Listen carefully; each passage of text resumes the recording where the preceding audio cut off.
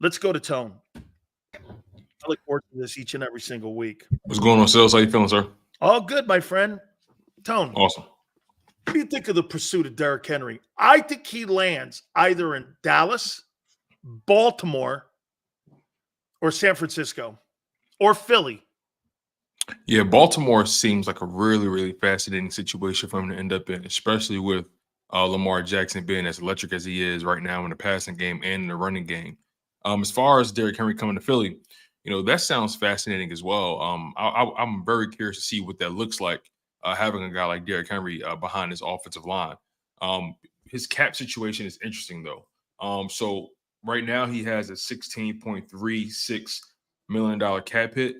So I'm interested to see how the Philadelphia Eagles would maneuver that. I know when they traded for Kevin Byard, his cap hit was much larger than what they were actually going Huh. to pay. So, yeah, as a matter of fact, Kevin So Byard. they must have negotiated that where they took some of the money that he had there, and Tennessee. Wow. So Tennessee worked with Philly to make that dynamic work.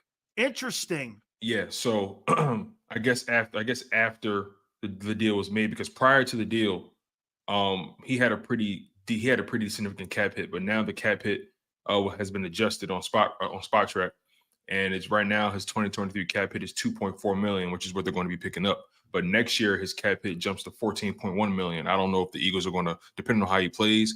I can see the Eagles potentially maybe restructuring that, maybe extending him for another year or two. I can only imagine that they want some stability back there. But again, as far as Derrick Henry goes, if they are thinking about that move, he has a $16.3 million cap hit. They would have to find a way to offset that money somehow. Maybe they convince Tennessee to pay a portion of it, and then they'll give That's what they would do. Tennessee some more compensation. But I'm curious to see how it would fit ultimately. But again, a guy of his talent behind that offensive line and the way this offense is playing right now, it would definitely make the Philadelphia Eagles one of the most unstoppable teams in the NFL. And it would help your defense even more. Yes. You know why? Your defense is on the sidelines more because of long, sustained drives of 14 plays. And on top of that, you get your quarterback healthier. You open up more passing lanes for your wide receivers. Swift becomes more in the passing game. I'm telling you, you put Derrick Henry in San Francisco and you put him out there in that offense, I don't give a shit who your quarterback is. You would have Christian McCaffrey and that guy in the backfield.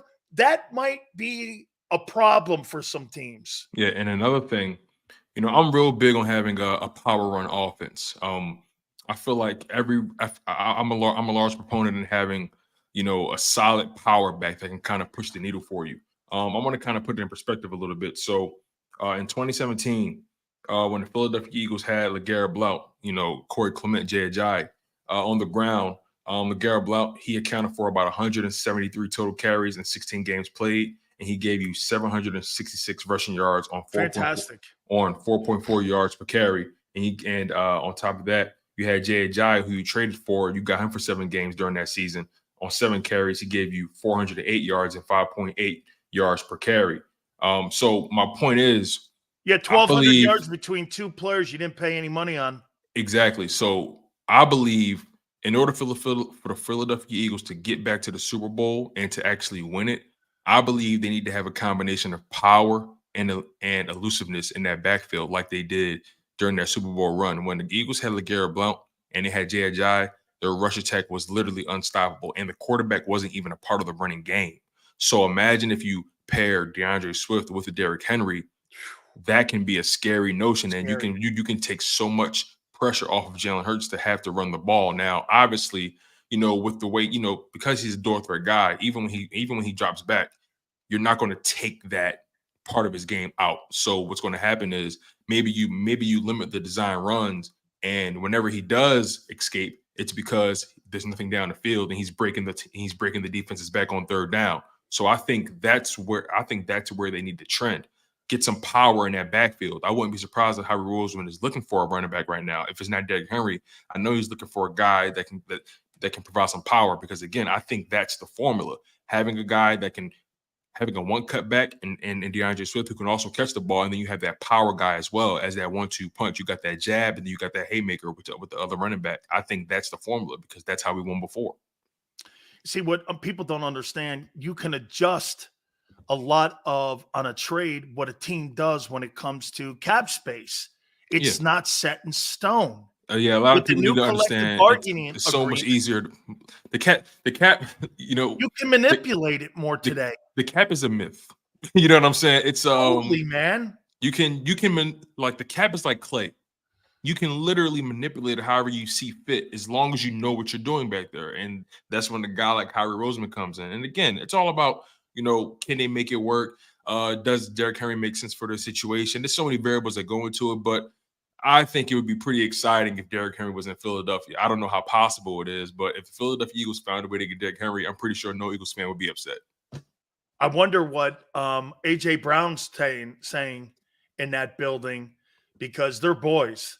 And I wonder what, he's doing and telling Howie, hey, man, because let me say this. You put Derrick Henry on that Philadelphia Eagles team. You have so much power in that offense. You have so much physicality and power on that offense. A.J. Brown being the big body, physical specimen. Who would you fear more? I would fear the Philadelphia Eagles more than anybody in the NFL. How are you going to stop A.J. Brown? How are you going to stop Dallas Goedert? How are you going to stop Derrick Henry? How are you going to stop DeAndre Swift, Devontae? There's so much physicality and power. And with that offensive line, they would be a juggernaut, quite literally. But again, how possible is it? I don't know. But it's a very sexy decision that I'm very interested in. What would here's why I think it's possible. He was making inquiries to Carolina last year about McCaffrey at the trading deadline. And the only reason he got beat out for Christian McCaffrey was close to becoming an Eagle. But they had to overpay Carolina to get McCaffrey to go to San Francisco. Howie called. Everyone knows that's a fact. That's a fact. Interested in a back to try to bring in to Philadelphia. That's why I'm looking at it like this. Well, if you're looking at McCaffrey a year ago, why wouldn't you look at a guy who can help your red zone, like you said? Look at what Henry does. He protects your quarterback. He opens spaces for your receiver. Pass blocks very well. He's a tremendous pass blocker in pass pro, and your red zone issues are completely gone. That would be scary, Sills. I like when you bring up these topics because it's really exciting to really just fathom what it may look like. Just imagine him in that backfield behind Jason Kelce, Lane Johnson, and those guys, man, Mailata. You have so much. See, that a guy like Derrick Henry fits exactly to what the Philadelphia Eagles are in essence. And they're a physical team that's going to punish you. And a guy like Derrick Henry, his game is designed to punish you. You already have your pseudo Christian McCaffrey and DeAndre Swift. You have that part of it now. I think they're missing power back there. You know what I'm saying? I think he would really change a lot. He would change a lot. Keon's right, man, because there was a rumor he was potentially being eyeballed by Howie a year ago. Yeah. I mean, you get this. He had 1,500 yards last year, Tony. He finished second in rushing. Yeah, and also think about it like this, right? The Tennessee Titans, they're in a situation where they've already waved the white flag. Yeah, they want to rebuild. And they don't want to risk losing Derrick Henry for nothing, right? Because he's going to be a free agent after this season. They don't want to risk losing him for nothing. They're going to take the best deal, but things will get interesting because, I doubt the Philadelphia Eagles would be the only team interested in Derrick Henry, like you said, the Ravens or maybe the Cowboys or I think they want to get him out of the AFC, though. That's a good point. That's a very good point. Get him out of the AFC. Why would you trade him to Buffalo or to the Ravens when you're going to see those teams again potentially in the postseason or down the line? Why wouldn't you want to trade him out of the conference? Yeah, and also the Eagles kind of already have a way in because they traded for Kevin Byard, and I'm pretty AJ. Sure. Yep, and AJ. So there is there's a path there. So again, we'll see how this thing turns out. What's today? October 26th. The deadline Tuesday at 4. Tuesday at 4 o'clock. Another move is going to happen, you guys. And I'll be honest, if Derrick Henry comes across that wire, just start booking your Super Bowl tickets. Let me say this to you: if Derrick Henry becomes a Philadelphia Eagle, the hearts in Dallas will be broken like you won't believe. Mm. You will have, in my opinion, you got already Michael Parsons saying there's no weakness, and then you add a hammer like that to the no weakness team that he's saying. The Dallas Cowboys will be so far behind. Would that make the I Eagles mean, the best like team in the rear NFL? view mirror shit. Like it would be insanity. If the Eagles make that move, are you willing to say they're the most Oh yeah, dangerous team in the NFL? I would be willing to say that unless there's a miracle, there's not a chance the team would beat them. You can't have that kind of physicality in your offense like that. And your defense is just going to get better and better and better because they're going to, you know what you're going to do in games? You're going to do shit like this in games, Tone. You're going to run the ball 75 times, or no, you're going to have 75 plays in a game, and the other team's going to have it for 47 plays, and there's going to be no chance. Get this, and how I say this to you, having 75 plays versus a team with 50 plays or 47 plays is like getting hit by 75 punches versus 47. Who do you think has a better chance of getting knocked out? Exactly. You or me? If I got 75 bullets in my gun, you got 50. who's gonna survive? You know what I mean? Exactly. So if we're in a duel, exactly. I think you're in trouble. Exactly, man. You know, it's again, you know, I want Eagles fans, if they have the opportunity, to go back to that 2017 season and just watch how that team played. Watch some of the highlights, you know, watch some of the film if you can. Even watch that Super Bowl. Just watch how powerful and how dynamic that offense was with Jay Ajayi and with LeGarrette Blount. And even if you want to throw in Corey Clement, who was that receiving back, but DeAndre Swift is a combination of Jay Ajayi and Corey Clement because he's the one cut back and he can catch the ball from the backfield. So but again, you still got Kenny Gainwell back there, so he can potentially be your Corey Clement. Who knows? But regardless, I want people to just go back and watch how that offense flowed with that power run game with the LeGarrette Blount. He was a force to be reckoned with, and it just seemed like no matter what offense you put him in, he was unstoppable. He's one of those runners that runs knees to chest, just stops over people. He runs violently, and that's the kind of guy you want in the backfield. At least for Philadelphia, he fits perfectly. In my opinion, he fits perfectly. Imagine what the fan base at identity Financial would do if they saw that guy knocking guys out the way he knocks guys out. And also, the Eagles aren't running that many RPOs this year. No, so that's actually plays not in more into the offensive game plan. Plays more into what they're doing this year. Last year they were doing a lot of RPOs, so that maybe it didn't really. It would be kind of awkward last year, but this year they're not running as many RPOs as they were before. I think it'd be a dangerous situation if the Philadelphia Eagles got their hands on Derrick Henry. Dangerous for the rest of the league. Somebody said something I just saw. Maybe it was you, Chris, in here in the chat, and I say this. They go, man, this guy keeps going back to Tennessee, and we keep fleecing him. We go to the Saints. There's a great relationship and working relationship for you to be able to go. That's not how these GMs look at it. They don't look at it like this. Well, he took advantage of me. Well, he got the best of me. The only guys that do shit like that are Jim Irsay. Right. The guys that parachute in and get in the way, and Jerry Jones getting in the way. Good GMs like Mickey Loomis in New Orleans, John Schneider in Seattle, Veek in Kansas City, Andrew Berry's doing a nice job. These guys talk every single day with people that are competent and have good rosters, and they're constantly trying to make good deals with one another. It's not about getting over on each other. What it's about is it's about having a good working relationship where you can go back to Tennessee, Tone, and make a deal with a guy. Howie's not trying to fleece anybody. Howie's trying to have a relationship with everybody in the league that he knows have guys on their roster that have players that they can have then developed. I'll tell you something also that makes me feel that, you know why maybe Howie wants to go back and get Henry? Remember I told you this? I heard this yesterday by Blaine Bishop. Andre Dillard's been a flop. Okay? He's been a flop. He got beat up by two. He lost his starting job yesterday. He lost it in Philly, and now he lost it in Tennessee. I heard about that. That's a sad. I mean, he got paid, but still, man, that's sad. Okay, so Howie went back. Remember, that wasn't a trade. He left free agency, and probably told. He goes, "Hey, man, Andre Dillard, you know." Howie probably said, "I told you." You know, and now the general manager is going to be more in line because you don't make a deal with a guy because Blank says he's still got a lot to offer, Kevin Baird. Bayard still has a lot to offer.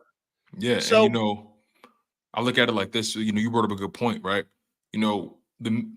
Us as the media, we play around with the whole notion of, oh, this guy got fleeced or he got taken. That's our job to talk about, right? But the reality is, and I've really thought about this, right?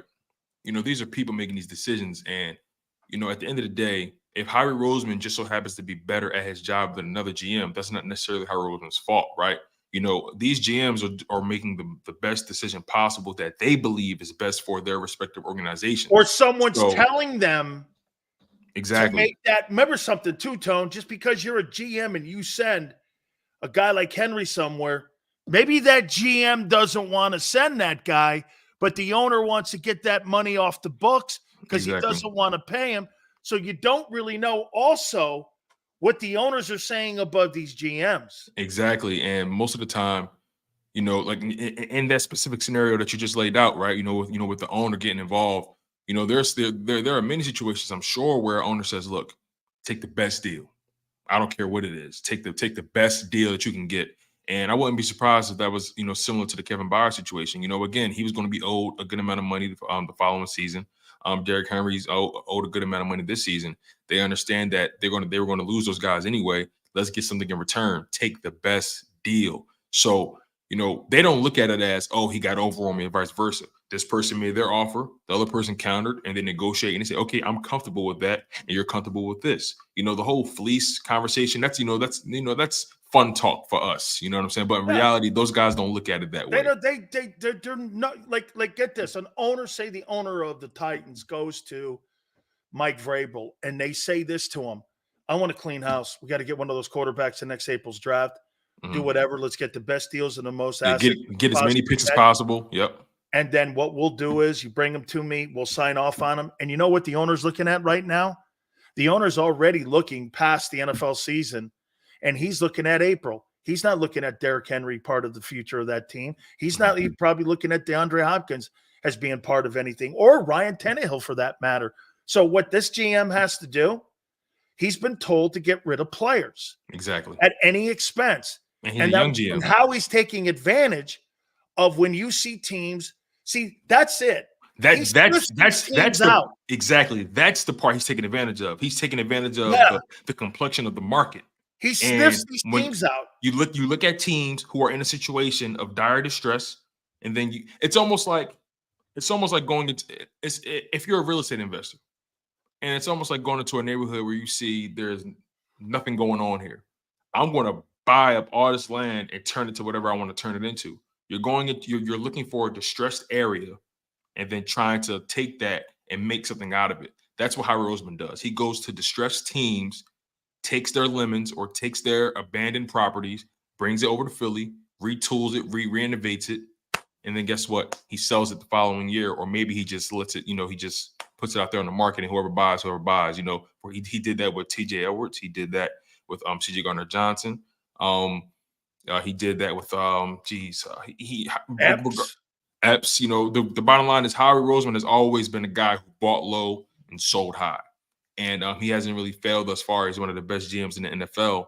And very few players depreciate on his roster. Very few players. Like I can't think of the last player who left Howie and didn't get a bigger deal or didn't get a deal that was as equal to the one he had already. So most of the time, if you're playing for the Philly, especially over these past few years, right? Harry Roseman has done an amazing job with helping players elevate their value, along with the way they perform, because it's beyond just the paperwork, right? The guy's got to go play on the field. He cultivates an environment where talent is only going to sharpen talent, but and a lot of these guys benefit. But that's why, Tone, he stays in certain sandboxes that they know that the GMs are good talent evaluators, like New Orleans, Tennessee are good. They're good talent evaluators, believe it or not. They are. Tennessee, New Orleans, you're very talented. I mean, there's a lot of talent. Those guys, by the way, John Schneider, Mickey Loomis, and Howie Roseman, what do they all have in common? They won Super Bowls. They have Super Bowl championship rings, which means they know how to build rosters. They're roster building experts. So you're not a roster building expert if you're not knowing how to develop and self-develop. One thing that the Steelers have gotten away from, they're doing a lot more free agency. They're not doing a lot more of what they did their core. That's player development from within. And that's why you're seeing the sporadic 9-8 seasons, 10-6 seasons. You're not seeing that self-evaluation and development in the Pittsburgh Steelers organization. Now, let me ask you this about Henry. What would you be willing to give for him? Derrick Henry. Okay, so the Eagles gave up already. They gave up 5 and 6. a 5 and a 6 for Kevin Byard and a player.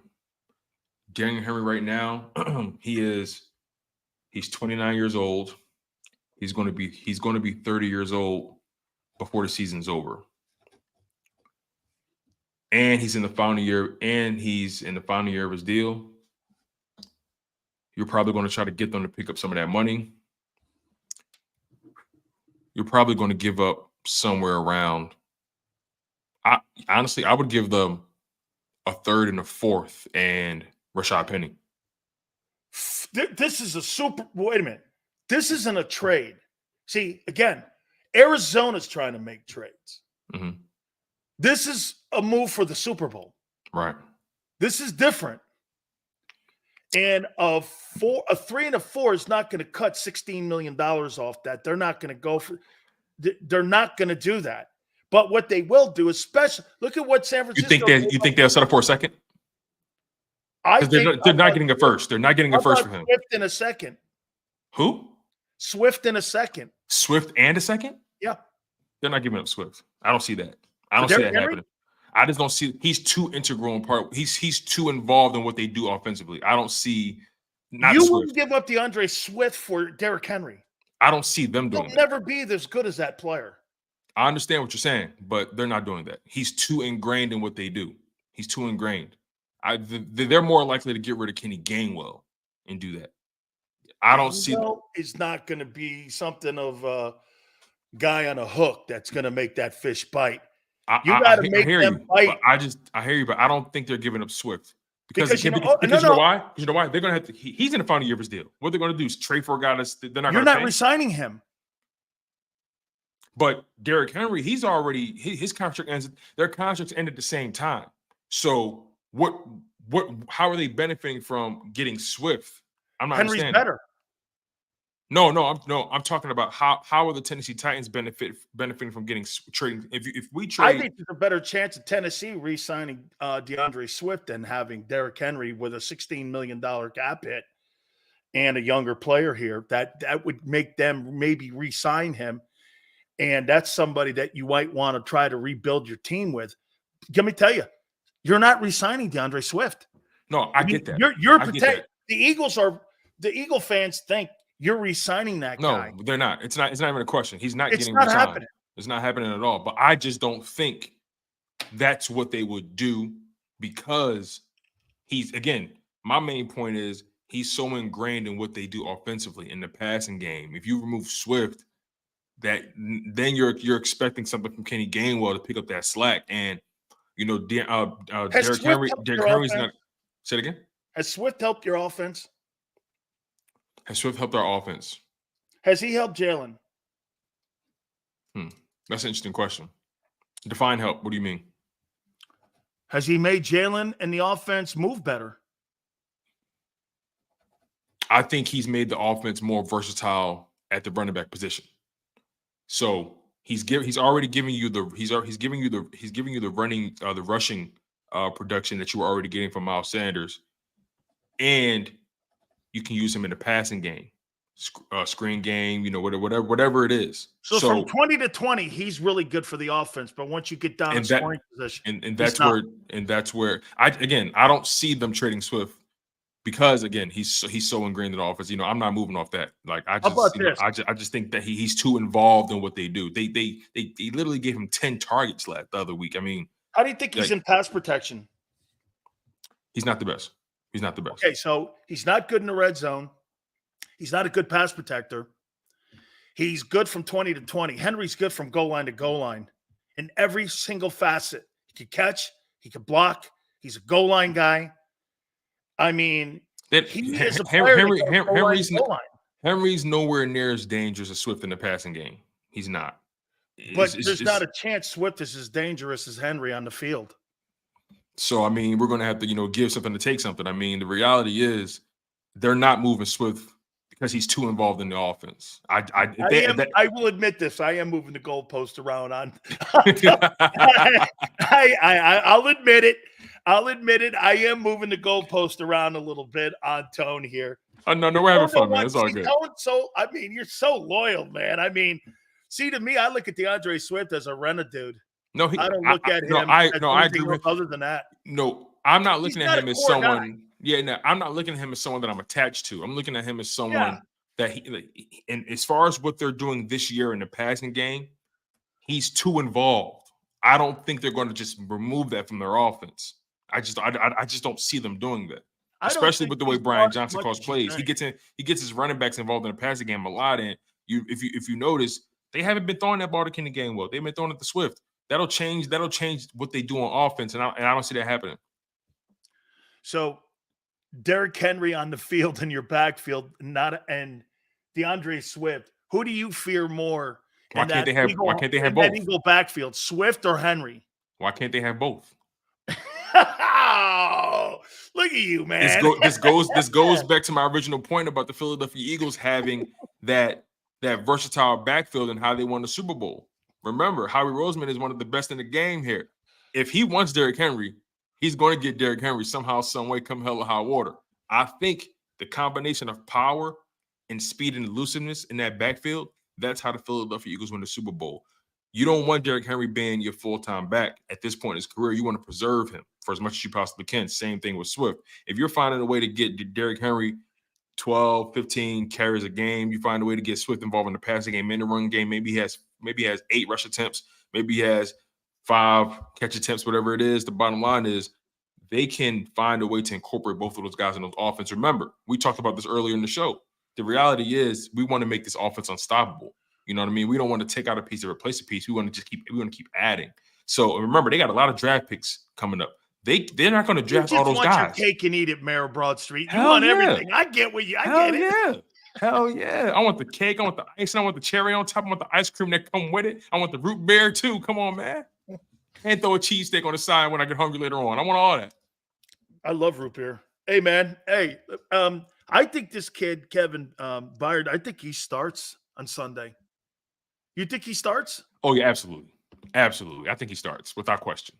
Without question. He changes, I think again, we talked about that Commanders matchup. I don't think it's going to be a blowout. I think the Commanders are going to play us tough. But I think the Eagles win by 10 points. I think the Eagles are going to win by 10 points at least, between 7 and 10 points, they're going to beat them by like what Byard is going to provide to that defense. He's going to provide so much stability back there. It's going to have your corners playing significantly better. It's going to have your linebackers playing better because they're going to have somebody back there that actually knows what they're doing on a consistent basis. They're going to have so much experience. The defensive line, obviously. Remember, this is the first time Kevin Byard has really played with a pass rush like this. You know what I'm saying? He hasn't really played with this level of talent for his entire career. This is a big opportunity for him. And he must be rejuvenated because he said it's great waking up 6-1. 6-1, exactly. Great. It's great waking up 6-1. He has a relationship with Reed Blankenship. They worked out in the offseason, so they already had that chemistry right there, the Middle Tennessee State connection. So, and then he knows Slay and those guys. I think this is a really good situation for him. He's definitely going to start Sunday. Listen, hot take. I think he catches his first interception as the Eagle on Sunday. Oh my God. Wait a minute. Look at these stupid scores. Look at you. You Eagle guys are just unbelievable winning the last 4 games. Jeez, 35-13. Wow. That's pretty big. Differential, and you got a 10-point win. You haven't had a 10-point win in 3 years against Washington. And you think, Tone, going into a game that was just what, a weird game? No. I just think the Eagles are a little bit different now than they were at that time. Yeah, they're better. I think the defense is playing better. Yeah. I think the offense is beginning to carve out exactly what they want to do. And then you add Kevin Byard into that. I just think they're a much more buttoned up team now than they were before. I don't anticipate Sam Howell having another career game the way he did. And also another thing to keep in mind, I know earlier in the season we were criticizing the Philadelphia Eagles pass defense in terms of yardage. And I believe, if I'm not mistaken, they were ranked pretty terribly in terms of 27th. 27th, right? I As think of after week 3. as of right now, the Philadelphia Eagles have moved through week 7. Earlier in the season, they were ranked 27th, you said, right? Yep. As of right now, they managed to improve to 18th. That's Only, great. yep. And also over the past 3 games, Against better QBs too. it gets better QBs and better wide receiver talent. And here's another fact to it as well. Over the past 3 games, the Philadelphia Eagles are only giving up 183 passing yards a game. It's great. Over the past 3 games. So they're trending in the right direction. I don't see Sam Howell being able to take advantage of this Eagles defense on Sunday. This improved Philadelphia Eagles offense. Again, I think they're going to play us tough. I'm not doubting the competitive nature of the game. I just don't think the game is going to be in their control at any point. I think the Philadelphia Eagles win between. I don't have my prediction out yet, but I think they're going to. I think that the spread is going to be between 7 and 10 points. That's what I think. Right. Hey, Sue's right. There was a 24-8 game in there, I think 2 years ago. But it was last season. It was last season. It was the game season? where What was the score of the second game though? They beat them by 10. Yeah, they beat us by 10 on I think it was a turn. Regardless, they beat us by 10. They beat us by double digits last year. It was like 32-20, wasn't it? Something like that? Yeah, it was close, and then I think it was some kind of like fumble, scoop, and score type thing or whatever. Or I don't remember, but see, you know what's funny? I don't remember that. I didn't. And you know what? If you go back, it was such a strange game. It was such a weird game. If you go back and look at the numbers, you're like, who did anything? I mean, nobody did anything on that Washington team in that second game. The Eagles turned the ball over 4 times in that game. Okay. Dallas Goedert fumbled. Quez Watkins fumbled. I think Jalen Hurts threw 1 interception, and I think someone else fumbled as well. So they turned the ball over 4 times in that game. Jalen Hurts pretty much threw a game-winning touchdown pass. Quez Watkins caught it. After he caught it, he stumbled, got back up to try to get into the end zone. If he gets in the end zone, the game's over. When he got up to try to get in the end zone, the safety for the Commanders came out of nowhere and punched the ball out. And that's what they scooped. And that's so, it was a very strange game. But again, I think the Philadelphia Eagles win this game between 7 and 10 points because again, the defense is so much more buttoned up down. Way more experience and talent on the back end. Pass rush is playing electric. Over the past 3 games, they're only giving up 183 passing yards, and that's been against better quarterbacks and better receiver talent. Right now through 7 games, they're ranked 18th in terms of passing yards given up with 227 passing yards. I don't see Sam Howell, being able to do that right now. I just don't see it. Yeah, I think Mrs. Watkins was in that game, and I think I think he had issues at the goal line, man, and then he had to take Mido after the game. It wasn't a real good moment for him there. Let me get to Brian Johnson here. Okay, this really weird conversation about the knee, the not knee, the knee. To knee or not to knee? That is the question. Wounded knee. You know what? I mean, this knee is as famous as wounded knee. All right. Okay. Hey, let's go here with this. Do you think that that's limited Brian Johnson in his play calling maybe they're telling him not to call these type of plays in the book here, that you're limited to, instead of having an entire playbook, to 25 plays to kind of keep him bottled up, get down. Mm-hmm. And that's why there's not really the rhythm of the entire playbook.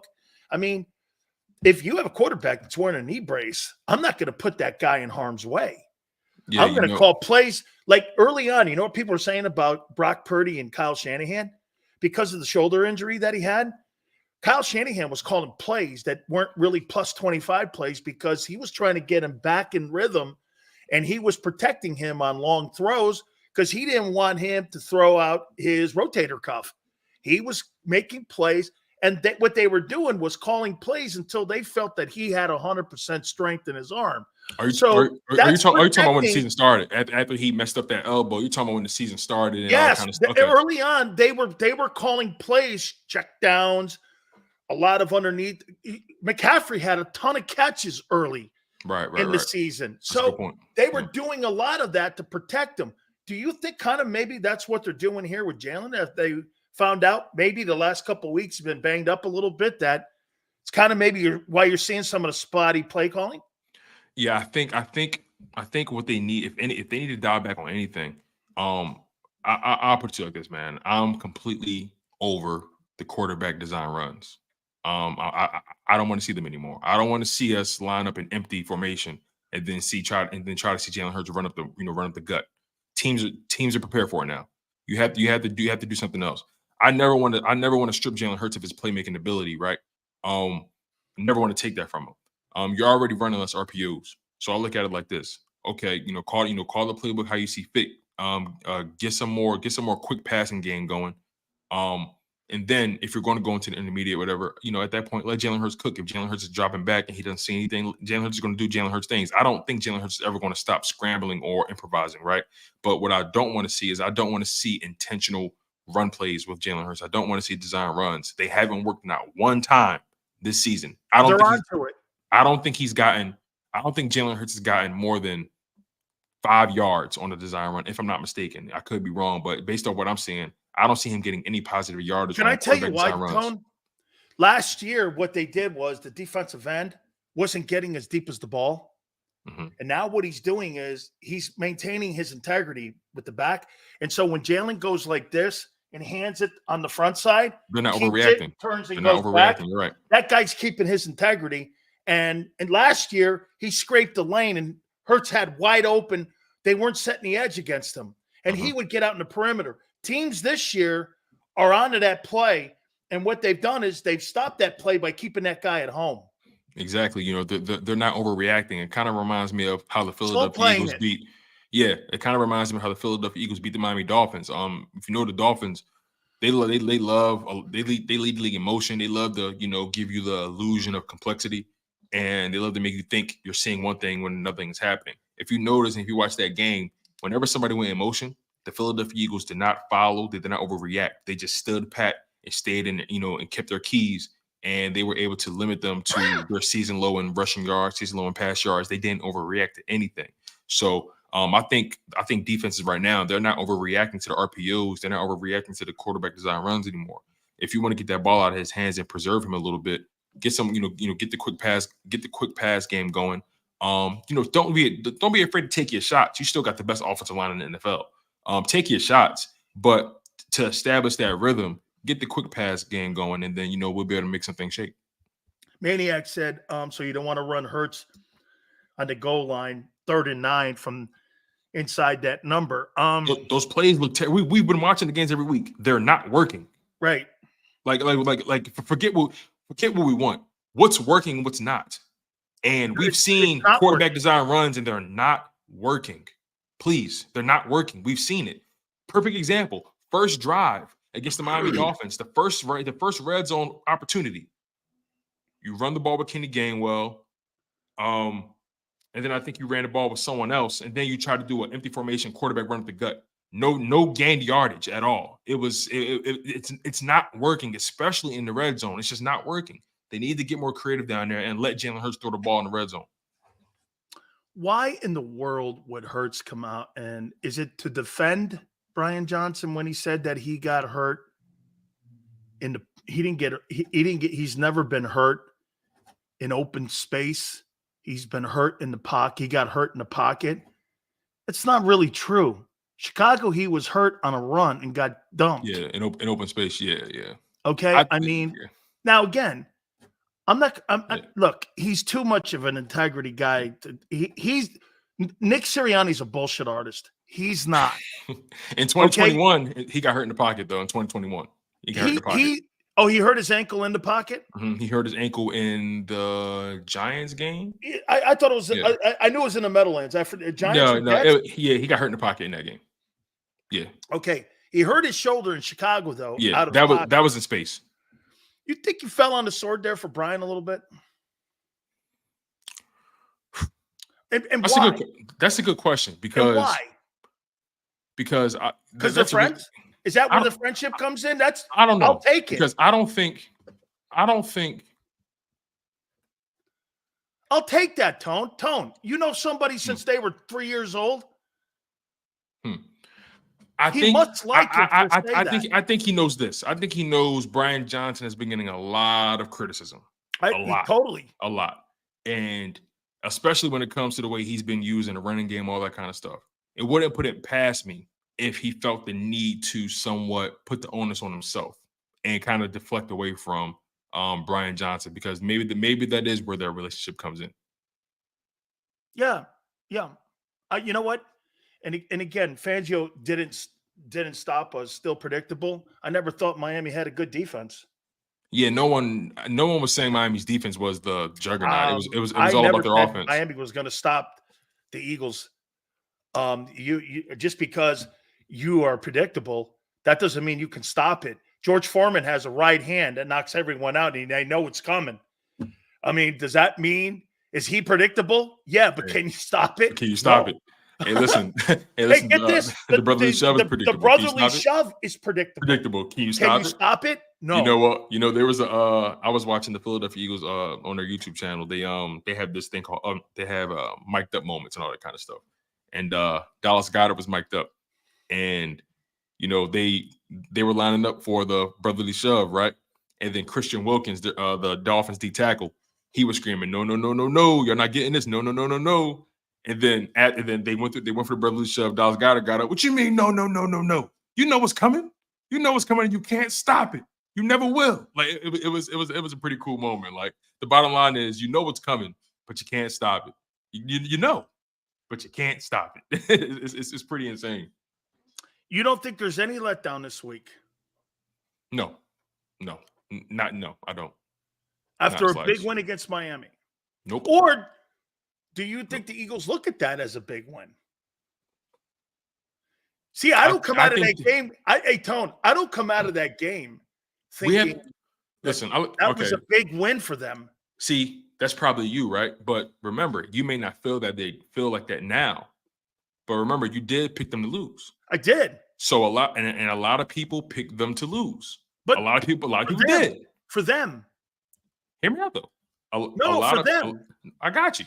A lot of people picked them to lose, right? And also they were coming off that Jets loss. And also circling the bowl was a lot of questions about this offense. A lot of people kept saying this don't look the same. What's going on? Jalen Hurts turning the ball over, all that kind of stuff. Yeah. A lot of people kept saying, are the Eagles for real? Are they, they're 5-1 or 6-1, but are they for real? Are they the same team? So there were a lot of narratives circling this team leading into that matchup. This matchup was being hyped up tremendously. And people, not only did people pick them to lose, right? The Eagles didn't just beat them, they dominated them completely. Both sides of the ball at the point of attack. They literally the game was in question. They reasserted themselves, and it led people to say, okay, hold on, wait. All right, that's the Philadelphia Eagles we know, but also they're more talented than they're better than what we thought they were, and they're still not playing their best football. That was that if anything, they sent the message to the rest of the NFL, and they still didn't play their best football. So was it a big win for them? Maybe not. Maybe not. It was their biggest win of the year. Maybe not in the grand scheme of things, but it was a statement win because remember, the Miami Dolphins were being treated like God for the past several weeks. I think it's a great win. And again, not just a great win. You knocked the starch out of them. Okay. Exactly. I mean, you okay. Last thing here. Mm-hmm. Do you think, when you look at scenarios here with this team, do you think that this football team here, in your opinion, they're just looking to get to the break, aren't they now? How many games do we have left? We have Washington and then Dallas, and then it's the bye, right? Yeah. I think they go undefeated going into the bye. I think they're looking at it like this, right? They know what's coming. I think they're not going to waste any time with the Commanders. They're not going to waste any time with the Dallas Cowboys. Reminder: they do play Washington on the road, but they don't have to get on a plane. They only got to drive up the interstate. Dallas is coming to Philly, so they're looking to get into that bye week as healthy as they possibly can, come out of it as healthy as they possibly can, because they know what's really coming, and they're starting to click at the perfect time. So I will agree, they're just trying to get to that bye, and I don't think these next couple of weeks they're going to play with their food. That Jets game, I think that Jets game did more to them than what gets discussed. It really created it kind of reinvigorated their desire, and it kind of reminded them that anybody can get touched in this NFL, and they're not exempt. going through that loss, I think was the wake-up call they needed. I think this team is going to go gung-ho from this point forward. Absolutely. Okay, before I bring Curt Schilling up, are you over the meltdown, the Chernobyl meltdown at Citizens Bank? See, I thought 3 Mile Island was in New Jersey. I didn't realize it was in Philly. You know, 3-2 lead there, man, and the Snakes go in there and just take 2. Are you over it? Yeah. Are you? Do you think the city's dealing with it right now? Because Curt, remember, Curt played in both places. I know. Legend. I know. Okay. I know. Is Philly over this yet? The city itself, no. Because let's be real about what Philly is and what they represent, right? And how we always come so close and never really get what we feel that we deserve. But based off what I watched in those final 2 or 3 games, that Phillies team deserved to get their ass whooped because they took that Arizona Diamondbacks team for granted. And there's no way you're up 3-2 in the series and you allow them to beat you twice in Citizens Bank Park. One of the most legendary home field advantages in baseball. There's no way you let that happen twice. Bryce Harper was 0 for 18 in his final 3 games. It doesn't add up to me. So again, you know me, Sills. I'm Philly through and through. I'm a 4-for-4 guy. The Phillies, it's still sitting with me. So I'm curious to see what the legend Curt Schilling has to say about this because I know he's gonna go in. I know he. Hey, Tone, great stuff, man. I appreciate you doing this. And yes, sir. With that being said, we bring in our